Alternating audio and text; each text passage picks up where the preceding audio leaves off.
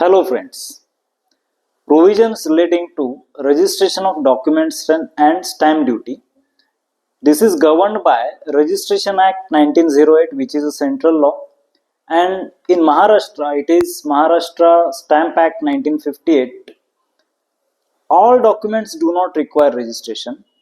Only certain category of documents specified in the act require registration. Like for example, the documents or agreements relating to immovable property or any interest in immovable property, like sale deed or other conveyance deed of immovable property or lease deed for a period longer than 1 year.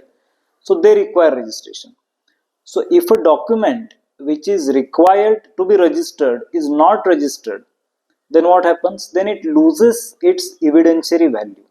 It cannot be admitted in a court of law as an evidence. Therefore, a document which is required to be registered must be registered. Secondly, there are some other types of documents like business agreements or memorandum of understanding or any other instruments which do not require registration.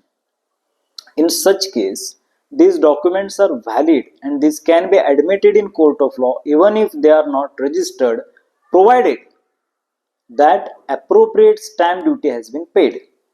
Now, the schedule to the Maharashtra Stamp Act gives a list of the various documents and the stamp duty payable thereon. Now, if the document is understamped, that is, stamp duty payable is paid very less compared to what is actually payable. For example, many people, especially small businessmen, what they do, if they have to enter into some agreement or memorandum of understanding, then they will simply make it and they will do it on 500 rupees stamp paper and they will get it notarized. Now, notarization only confirms that these parties have executed it in front of the notary. So, to that extent, it adds the authenticity, but it does not cure the defect of underpayment or non payment of stamp duty. And a notary is not required to verify whether appropriate stamp duty is paid or not. So, suppose, for example, if there is an agreement, a business agreement, which requires payment of stamp duty of say rupees 30,000, but if parties do it on a stamp paper of rupees 500 and get it notarized, then what are the consequences? The consequence is that even if it is notarized, it is if subsequently in future a dispute arises between the parties, then this document is not admissible as evidence in the court, neither it is admissible before the arbitration. So, in that case, there is one option available to the parties. They can cure this defect of non payment of stamp duty by paying the stamp duty at that time. The court directs to pay the stamp duty. At the same time, the stamp authorities will levy huge penalties in that case. Like, for example, for the stamp duty of 30,000, the authorities may levy penalty of rupees 90,000 also, that is 3 times.